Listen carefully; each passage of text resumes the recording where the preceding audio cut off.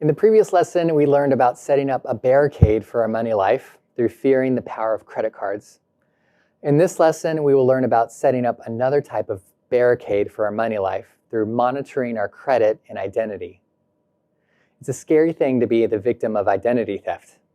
They say the biggest question about identity theft is no longer if you will be a victim, but when. I have been the victim of identity theft a few times. Both were minor situations, but still scary.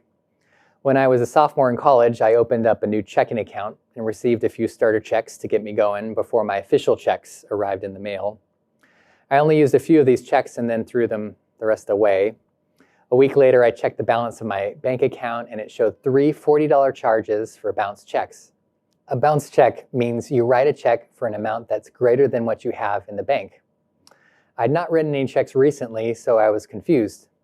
As I looked into the matter more, I discovered that someone had stolen my checks from the dumpster and began trying to buy things with them. All 3 checks that the thief wrote were for more than my account balance, so I was charged 3 separate $40 fees. Thankfully, the thief did not realize he attempted to steal the identity of a college student with no money. More recently, I got a call from an employer asking if I had applied for unemployment benefits. Someone had stolen my Social Security number and my information and was attempting to get unemployment benefits using my identity. Thankfully, in both cases, I was able to clear the matter with just a few weeks of hassle. However, this is not the case for many people. For others, when their identity gets stolen, it can take years for their credit to get cleared.